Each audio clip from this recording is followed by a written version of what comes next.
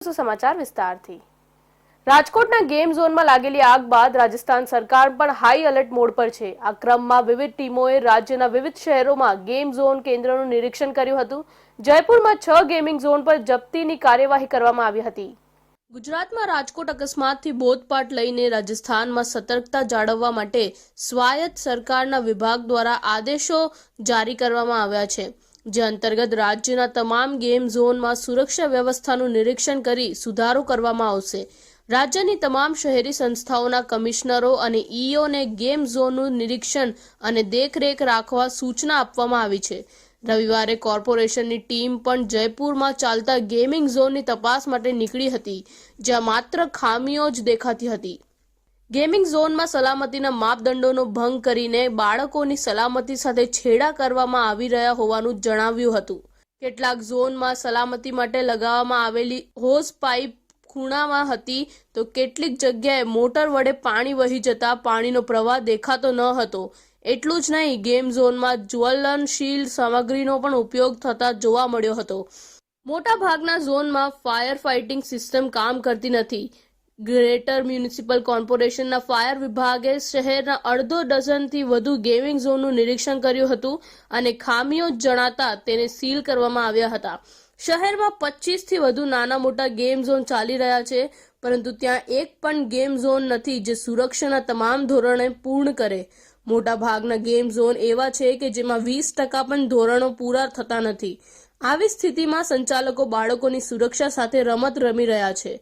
અમે આ ગેમ ઝોનમાં ઝુંબેશ ચલાવીને સલામતીના ધોરણોને चकासવાનો प्रयास કરી રહ્યા છીએ।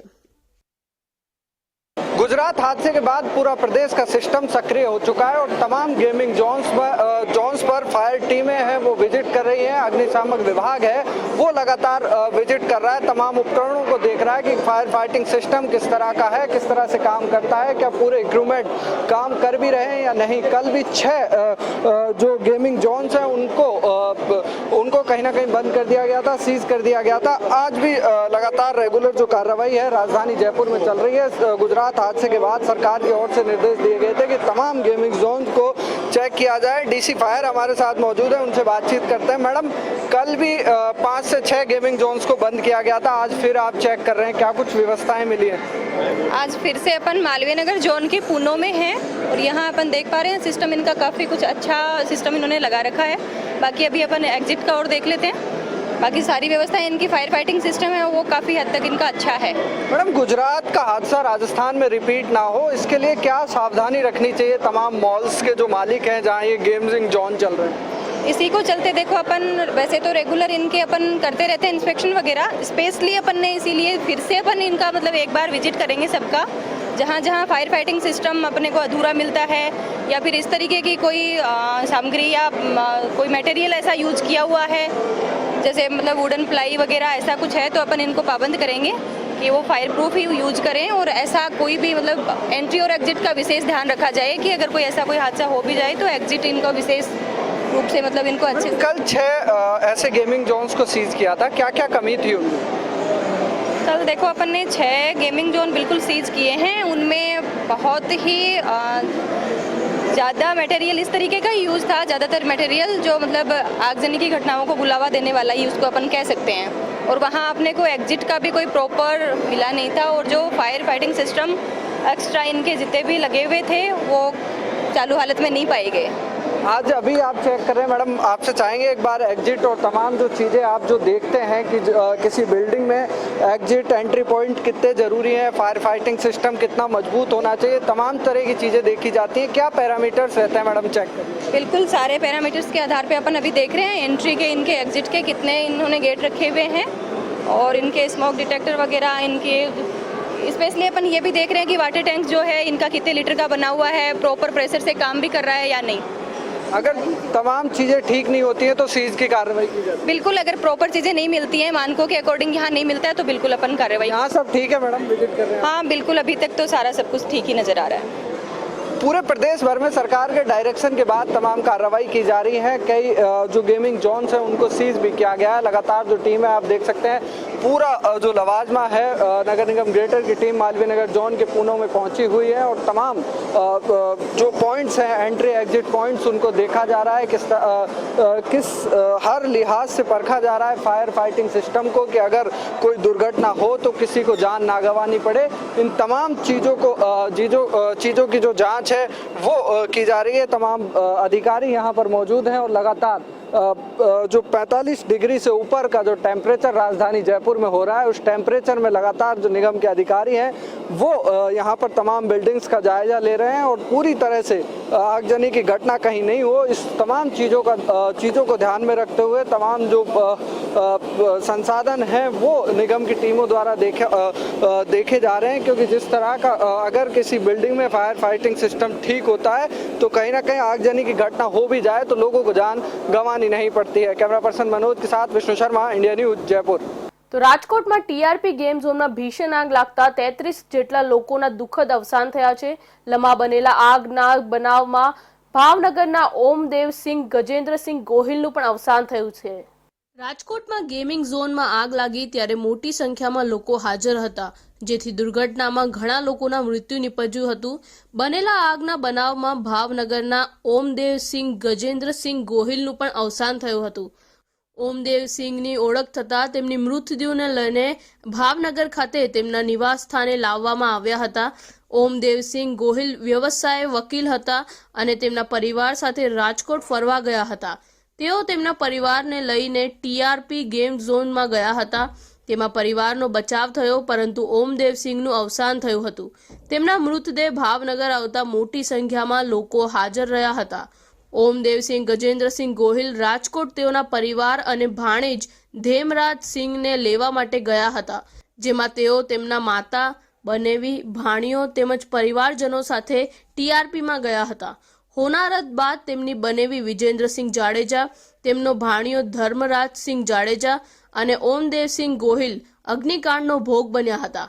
ઘટનામાં ઓમદેવસિંહ ગોહિલ અને તેમના બનેવી વિરેન્દ્રસિંહ તેઓ બંને ટીઆરપી ઝોનમાં પાર્કિંગમાં ઊભા હતા અને આગ લાગતા બાળકોને બચાવવા ઉપર જતા તેઓ આગમાંથી બહાર ન આવી શક્યા.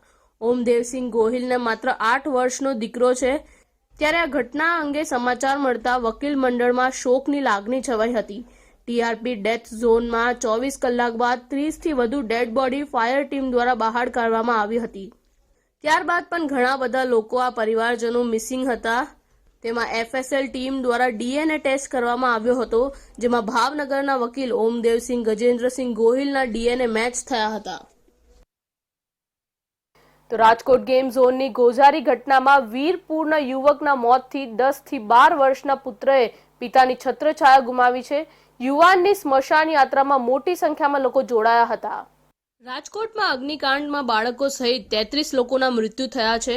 સાથે જ આસપાસના શહેરોના પણ કેટલાક લોકોના મૃત્યુ થયા છે.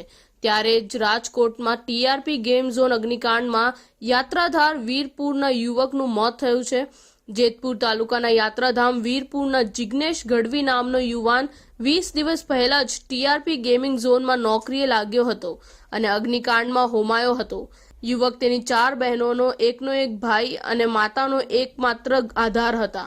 મૃતકનું નામ જિગ્નેશ ગઢવી છે. મૃતક જિગ્નેશ ગઢવીનું પણ ડીએનએ સેમ્પલ મેચ થતા જિગ્નેશ ગઢવીના મૃતદેહને પરિવારજનોને સોંપવામાં આવ્યો હતો.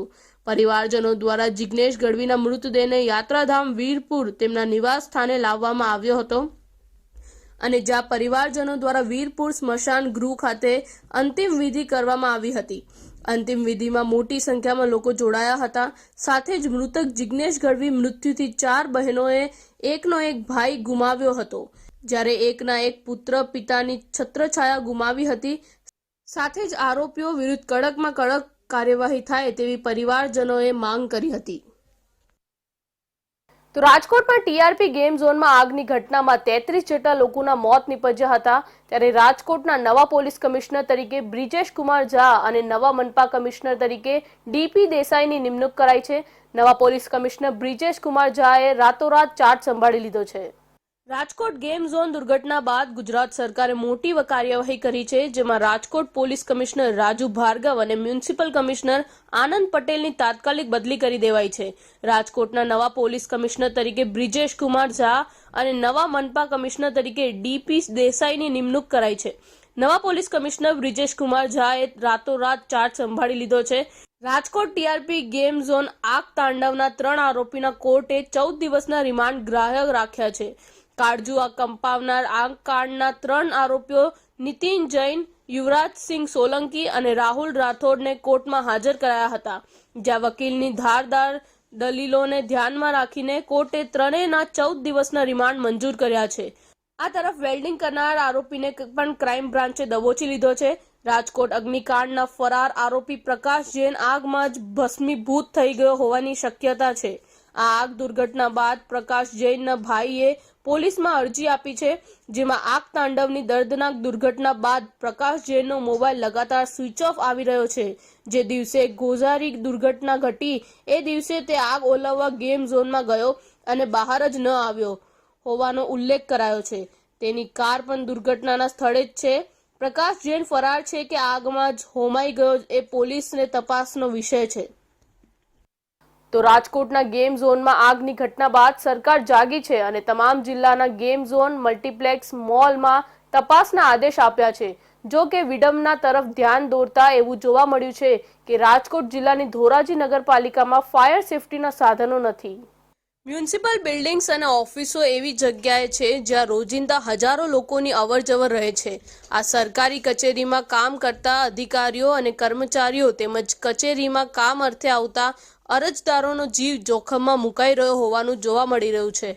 સરકારી તંત્ર પોતાની કચેરીઓમાં પણ ફાયર સેફટી અને ઇમરજન્સી એક્ઝિટ માટે પૂરતી વ્યવસ્થા કરે તે જરૂરી છે.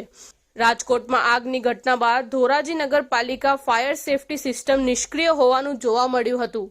રાજકોટ જિલ્લાની ધોરાજી નગરપાલિકામાં ફાયર સેફટીના સાધનો નથી. મહાનગરપાલિકાના નવા આધુનિક બિલ્ડિંગના નિર્માણને 5 વર્ષ થયા છે અને તેમની પાસે ફાયર સેફટીના સાધનો નથી. આ એટલી વિડંબના છે કે પ્રશાસન લોકોને ફાયર સેફટી વિશે માહિતગાર કરી રહ્યું છે, પરંતુ નગરપાલિકાઓમાં ફાયર સેફટીના સાધનોનો અભાવ છે. નગરપાલિકાના નવા બિલ્ડિંગમાં પ્રવેશ અને બહાર જવા માટે એક જ સીડી છે. જો આગ લાગે તો કચેરીમાં આવતા અરજદારો અને કર્મચારીઓના જીવ પર જોખમ ઊભું થશે. એક તરફ ફાયર સેફટીના અભાવે સરકારે કડક કાર્યવાહી કરવાની સૂચના આપી છે, પરંતુ મહાનગરપાલિકામાં ફાયર સેફટીના સાધનો નથી. ગતિશીલ ગુજરાતના નારા વચ્ચે ધોરાજી નગરપાલિકામાં ફાયર સેફટીના સાધનોનો અભાવ જોવા મળી રહ્યો છે. તો જામનગરમાં ખૌજા નાકા પાસેના ગોડાઉનમાંથી 3.5 લાખનો ખાદ્ય જથ્થો મળ્યો છે. અખાદ્ય પેકેટ મળી આવતા ફૂડ શાખા ચોંકી ઉઠી હતી. ત્યારબાદ ખાડો ખોદીને જેસીબીથી તમામ ચીજ વસ્તુઓને નાશ કરાયો છે. શહેરના વરિયા મસ્જિદની બાજુમાં મરચીપીટ ચોક, ખોજા નાકા, જામનગરના ગોડાઉનમાં તપાસ કરતા ગોડાઉન તથા સેલ વિભાગમાં રહેલ અલગ અલગ ખાદ્ય ચીજોમાં લેબલમાં એક્સપાયરી ડેટ મળી આવ્યા હતા. તેમજ દુકાન ગોડાઉનમાં કાયદા મુજબ કોઈ જગ્યાએ બોર્ડ દર્શાવેલો ન હતો. તેથી વિક્રેતાના જણાવ્યા મુજબ સમગ્ર એક્સપાયરી જથ્થો છોટા હાથી વકીલમાં સોર્ટિંગ કરી એક્સપાયરી ડેટેડ માલ અલગ તારવી સમગ્ર જથ્થો આશરે 3.5 લાખની કિંમતનો માલ ડમ્પિંગ સાઇડ ગુલાબનગર ખાતે જેસીબીથી ખાડો કરી જમીનમાં દાટવામાં આવ્યો હતો. સદર કામગીરી સવારના 1:30 વાગ્યાથી બપોરના 4:30 સુધી પૂર્ણ કરવામાં આવી હતી. આ ગોડાઉન સાજિદ મોહમ્મદ કપડવંજીનું હોવાનું ખુલ્યું છે અને આ અંગે મ્યુનિસિપલ કમિશનરની સૂચના મુજબ તપાસની કાર્યવાહી ચાલી રહી છે. નાશ કરાયેલા જથ્થામાં કેડબરી ચોકલેટ, કુકીઝ, 75 ગ્રામના 50 પેકેટ્સ કુરકુરે, 100 ગ્રામના 20 પેકેટ કેડબરી સેલિબ્રેશન, 178 ગ્રામના 300 પેકેટ સોનપાપડી, પાસ્તા 500 ગ્રામના 45 પેકેટ, બોરેજીસ બ્રાન્ડના પાસ્તા 350 ગ્રામના 60 પેકેટ, બેકર્સ ચોઇસ લાડીપાવ 250 ગ્રામના 25 પેકેટ સહિત અન્ય બીજી ચીજ વસ્તુઓનો નાશ કરાયો છે. આ ઉપરાંત સફોલા માયોનીઝ 90 ગ્રામના 35 પેકેટ, મ્યુસલી 34 પેકેટ અને 500 ગ્રામના 30 પેકેટ, સ્ટ્રોબેરી ઓટ્સ 500 ગ્રામના 15 પેકેટ, સફોલા સોયા 55 પેકેટ, ગોરીમાં મિક્સ નટ્સ 200 ગ્રામના 55 packet, Vimal apple vinegar 500 ml, ચંદન મિલ 100 ગ્રામનું 1 packet, falooda rose 3 packet, Rajgira flavour લોટ 200 gram 7 packet, berry choco 1 packet સહિતની વસ્તુઓ પણ કબજે કર્યા છે. અત્યારે આ ઉનાળાની સિઝનને અનુલક્ષીને જામનગર મહાનગરપાલિકાના કમિશનર સાહેબની સૂચનાથી શહેરના લોકોને શુદ્ધ અને સાત્વિક ખોરાક મળે એ બાબતની ચિંતા કરીને એફએસઓની ટીમ દ્વારા શહેરમાં સતત ફૂડ ચેકિંગ, સેમ્પલિંગ, ગોલા ગુલ્ફી વગેરે જગ્યાએ અમે તપાસ કરીને અમારી કામગીરી કરી રહ્યા છીએ. એ દરમિયાન ખોજાવાડ વારિયા મસ્જિદ આગળ સાજિદ મોહમ્મદ કપડવંજી જાતે પિંજારા એની એક ગોડાઉન હતું, એમાં નોટ ફોર સેલ લખ્યા સિવાયની તમામ એક્સપાયરી ડેટ ખાદ્ય પદાર્થો વેચાણ કરે છે એવું જણાતા એ પેઢીની મુલાકાત લેતા 131 જાતના ખાદ્ય પદાર્થો કે જેની અંદાજિત કિંમત 3.5 લાખ રૂપિયા હતી એવો જથ્થો મળી આવતા આ જથ્થો જપ્ત કરી અને ડમ્પિંગ સાઇટ ઉપર નાશ કરાવવાની કાર્યવાહી કરેલ છે. ઉપરાંત જે ફૂડ બિઝનેસ ઓપરેટર છે એને આ એક્સપાયરી ડેટ ખાદ્ય પદાર્થો ન રાખવા અને નોટ ફોર સેલ એવું લેબલ લગાડવા માટે તાકીદ કરી અને નોટિસ આપવામાં આવેલ છે. તો જૂનાગઢમાંથી વધુ એક નકલી અધિકારી ઝડપાયો છે. વેરાવળના મંડોર ગામનો યુવરાજ જાદવ નામનો કોલેજનો યુવાન પોલીસ બનવાના સ્વપ્નની વચ્ચે પોલીસ યુનિફોર્મમાં નકલી એએસઆઈ બનીને ફરતા યુવકને પોલીસે ઝડપીને આગળની કાર્યવાહી હાથ ધરી છે. જૂનાગઢના સી ડિવિઝન પોલીસ સ્ટેશન વિસ્તારમાંથી પોલીસ ડિપાર્ટમેન્ટના ન હોવા છતાં પોલીસ ડિપાર્ટમેન્ટનો યુનિફોર્મ પહેરેલ નકલી એએસઆઈ ઝડપાયો હતો. સી ડિવિઝન પોલીસ સ્ટાફ પેટ્રોલિંગમાં હતા દરમિયાન બાતમી મળેલ કે જૂનાગઢ ગાંધીગ્રામ સિદ્ધિ વિનાયક હોસ્ટેલ પાસે એક શખ્સ પોલીસની વર્દીમાં આટાફેરા મારે છે અને પોલીસ ખાતામાં કોઈ પણ નોકરી કરતા નથી. આવી હકીકત આધારે યુવરાજ રામસિંહ જાદવ નામનો શખ્સ કોઈ પણ પ્રકારના પોલીસ રાજ્ય સેવક તરીકે હોદ્દો ધરાવતા ના હોય તેમ છતાં ખોટી રીતે પોલીસ ડિપાર્ટમેન્ટમાં એએસઆઈના હોદ્દો ઉપર હોવાનો દેખાવ કરવા યુનિફોર્મ સીવડાવી પહેરી એએસઆઈ તરીકેનું ખોટું નામ ધારણ કરી ગુનો કરતા સી ડિવિઝન પોલીસ મથકમાં ગુનો દાખલ કરી કાયદેસરની કાર્યવાહી કરેલ છે. પોલીસ પકડમાં રહેલો નકલી એએસઆઈ યુવરાજ જાદવ પોલીસ બનવાના સપના જોતો હતો. યુવરાજે સ્નાતકનો અભ્યાસક્રમ પૂર્ણ કર્યા બાદ જૂનાગઢના ગાંધીગ્રામ વિસ્તારમાં આવેલ સિદ્ધિ વિનાયક પીજીમાં રહીને સ્પર્ધાત્મક પરીક્ષાઓની તૈયારી કરતો હતો. થોડા સમય પૂર્વે જ યુવરાજ જાદવે વન વિભાગના પરીક્ષા આપી છે જેનું પરિણામ હજુ સુધી આવ્યું નથી. ત્યારે પોલીસ બનવાના સપના જોતો 20 વર્ષનો કોલેજિયન યુવાન આજે આરોપી બની ચૂક્યો છે.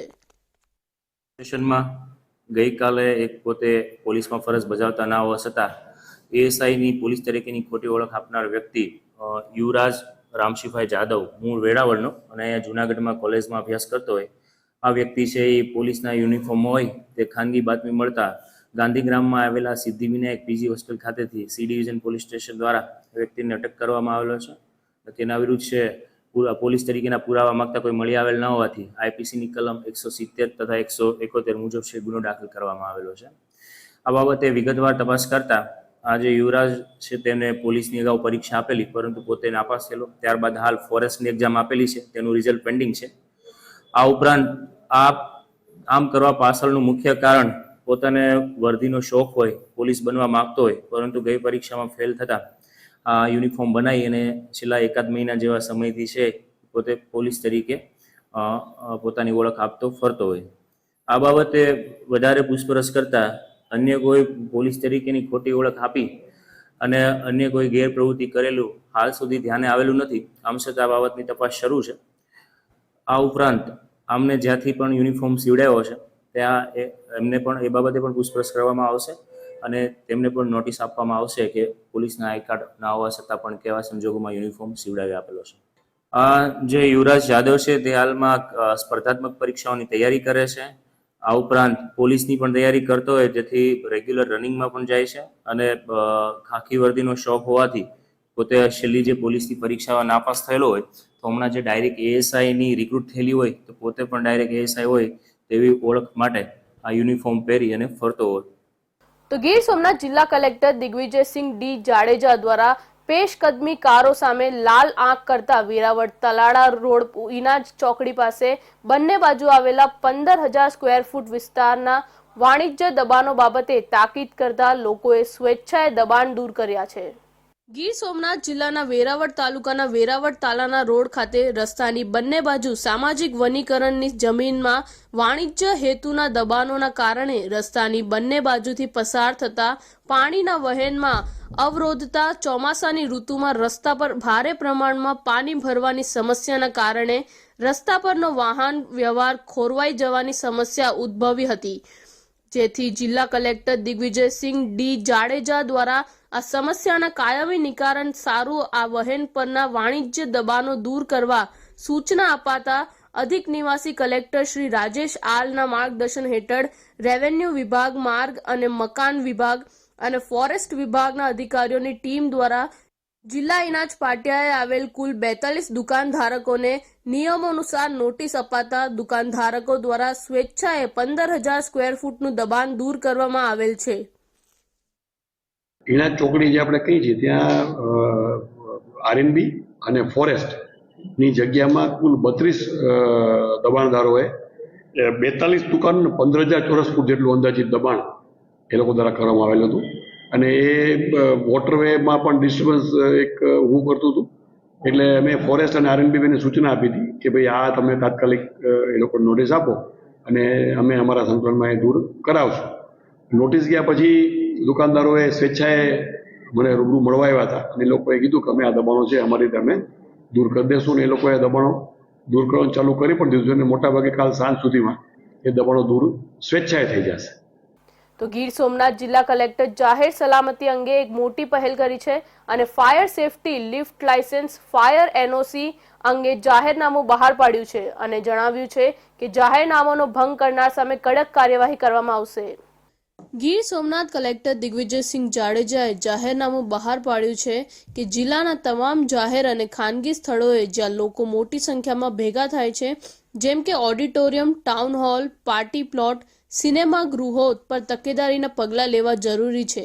Shopping mall, hotel, guest house, restaurant, cafe, school, college, tuition class, dance class, gym centre, bank, hospital, library, museum, petrol pump, bus stand વગેરે જગ્યાઓ પર આ જાહેરનામાનું પાલન કરવું.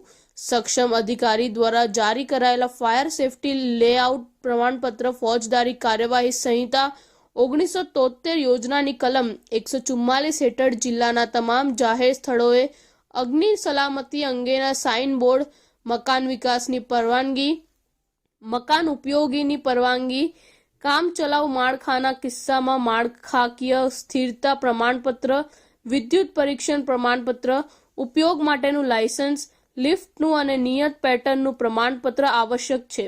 નોટિફિકેશનમાં જણાવવામાં આવ્યું છે કે પ્રમાણપત્રની વિગતો પ્રમાણપત્ર જારી કરનાર અધિકારી, ઓર્ડર નંબર અને તારીખ, માન્યતા અને ટિપ્પણીની કોલમ આ નમૂનામાં રાખવાની રહેશે.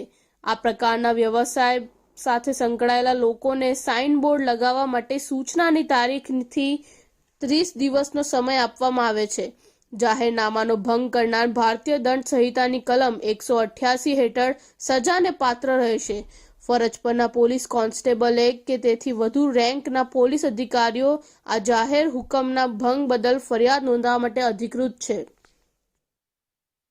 કોઈ પણ સામાન્ય પ્રજા છે એ જ્યારે કોઈ થિયેટરમાં પિક્ચર જોવા જાય કે કોઈ સર્કસ જોવા જાય કે કોઈ પણ નાટક કે કોઈ મોલ કે આવા ગેમ ઝોનમાં જાય ત્યારે એને નોલેજ હોતું નથી કે ભાઈ આ જે જગ્યામાં હું જાઉં છું એનું ફાયર સેફ્ટીનું એની પાસે એનઓસી છે, એને બિલ્ડિંગ યુઝ પરમિશન લીધેલી છે કે એને કંઈ લિફ્ટ વાપરું તો લિફ્ટનું કોઈ સેફ્ટીનું સર્ટિફિકેટ લીધેલું છે કે ઇલેક્ટ્રિકલ જે એના સાધનો છે પ્રોપર એના સર્ટિફાઈડ થયેલા છે કે કોઈ સીસીટીવી લગાડ્યા છે કેમ, તો એનાથી અજાણ હોય છે અને નિર્દોષતાથી અંદર વયા જાય છે.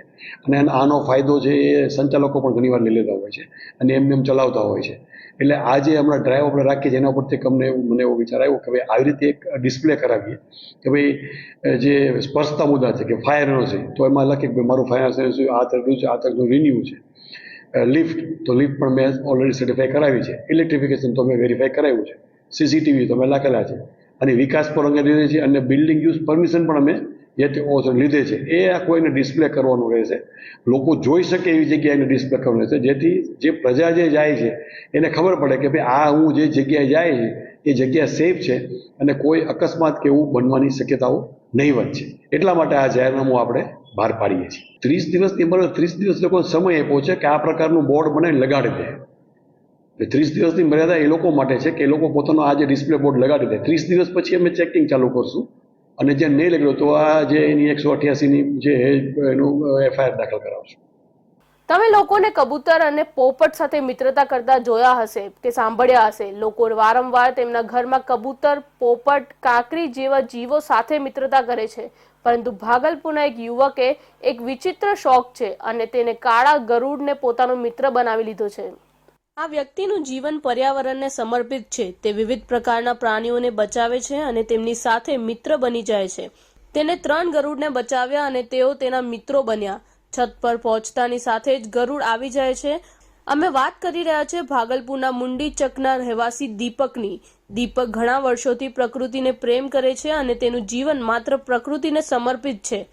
દીપકે તાજેતરમાં ઘુવડ, બ્લેક ઈગલ, હની ઈટર, સાપ, ખિસકોલી વગેરે સહિતના અનેક પ્રકારના પ્રાણીઓ અને પક્ષીઓના જીવ બચાવ્યા છે. આવી સ્થિતિમાં ભીખાનપુર નજીક રેલવે ટ્રેક પર એક ઘાયલ કાળા ગરુડને બચાવી લેવામાં આવ્યો હતો. જ્યારે 2 ગરુડ જોરદાર વાવાઝોડાને કારણે વાયરના ઝાડ પરથી પડી જતા ઘાયલ થયા હતા. તેઓ પણ બચી ગયા હતા. તે પછી તેની સાથે ગાઢ મિત્રતા કેળવી અને હવે મિત્રતા એવી થઈ ગઈ છે કે તે ધાબા પર હાથ લહેરાવે કે તરત જ ગરુડ તેની તરફ ઉડતા આવે છે. તેઓ નજીકમાં બેસીને તેમના હાથનું ભોજન પણ ખાય છે. તેના ઘરે લગભગ 50 જેટલા માળા છે, જેમાં લગભગ 100 સ્પેરો છે. જ્યારે તે છત પર પહોંચ્યો, તેને હાથ લહેરાવ્યો કે તરત જ 2 ગરુડ ઝડપથી તેની પાસે આવ્યા અને તે આવતાની સાથે જ તે બંને છત પર બાંધેલી પાણીની ટાંકી પર બેસી ગયા. તેને હાથ વડે ભોજન આપ્યું કે તરત જ બંને ગરુડ તેના હાથ પર બેસીને ભોજન કરવા લાગ્યા. એટલું જ નહીં, આ પક્ષીઓ તેમના ખોળામાં બેસીને તેમની સાથે રમતા પણ જોવા મળ્યા હતા. આ અનોખો પ્રેમ જોઈને લોકોને આશ્ચર્ય થાય છે કે આ વ્યક્તિની મિત્રતા એક પક્ષી સાથે કેવી રીતે થઈ ગઈ છે જે આટલું જોખમી છે. તો આ હતા આજના મહત્વના સમાચાર. ફરી મળીશું નવા સમાચાર સાથે. ત્યાં સુધી જોતા રહેજો ઇન્ડિયા ન્યૂઝ ગુજરાત.